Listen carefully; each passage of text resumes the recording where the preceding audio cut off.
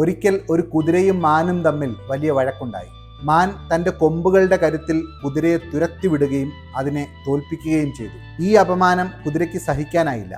കോപവും നിസ്സഹായതയും നിറഞ്ഞ മനസ്സുമായി അത് അങ്ങുമിങ്ങും അലഞ്ഞു തിരിയാൻ തുടങ്ങി. അപ്പോഴാണ് വൃക്ഷച്ചുവട്ടിൽ വിശ്രമിക്കുന്ന ഒരു വേട്ടക്കാരനെ കുതിര കണ്ടത്.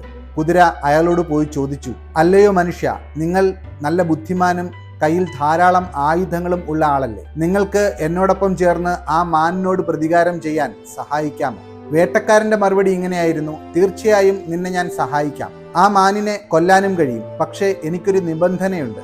മാൻ വളരെ വേഗത്തിൽ ഓടും. അതുകൊണ്ട് നീ എന്നെ നിന്റെ പുറത്തേറ്റി മാനിനെ പിന്തുടരണം. മാത്രവുമല്ല, നമ്മുടെ യാത്രയിൽ നിന്നെ നിയന്ത്രിക്കാൻ നിന്റെ വായിൽ ഒരു കടിഞ്ഞാണിടാൻ അനുവദിക്കണം. കുതിര പറഞ്ഞു, ഈ പറഞ്ഞതെല്ലാം എനിക്ക് സമ്മതമാണ്. ആ മാനിനെ എങ്ങനെയെങ്കിലും വകവരുത്തണം. വേട്ടക്കാരൻ ഉടൻ തന്നെ കുതിരയുടെ വായിൽ കടിഞ്ഞാണിട്ടു. അതിനുശേഷം അമ്പും വില്ലും എടുത്ത് അതിന്റെ പുറത്തേറി മാനിന്റെ പിന്നാലെ പോയി. കുതിരയുടെ വേഗത്തിന് മുന്നിൽ മാനിന് പിടിച്ചു നിൽക്കാനായില്ല.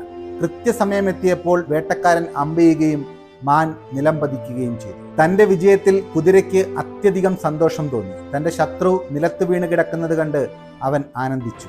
അവൻ വേട്ടക്കാരനോട് ഇപ്രകാരം പറഞ്ഞു, എൻ്റെ ലക്ഷ്യത്തിലെത്താൻ എന്നെ സഹായിച്ചതിന് നന്ദി. ഇനി എൻ്റെ വായിലെ കടിഞ്ഞാൺ അഴിച്ച് ദയവായി എന്നെ സ്വതന്ത്രനാക്കും. വേട്ടക്കാരൻ ചിരിച്ചുകൊണ്ട് ഇപ്രകാരം പറഞ്ഞു, നിന്റെ ശത്രുവിനെ വകവരുത്താൻ ഞാൻ നിന്നെ സഹായിച്ചു.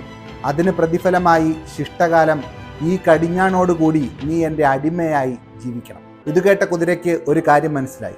തൻ്റെ ശത്രുവിനെ വകവരുത്താൻ ഉപയോഗിച്ച അതേ കടിഞ്ഞാൺ തന്നെയാണ് ഇപ്പോൾ തനിക്ക് ജീവിതകാലം മുഴുവനും ഒരു കുരുക്കായി മാറിയിരിക്കുന്നത്.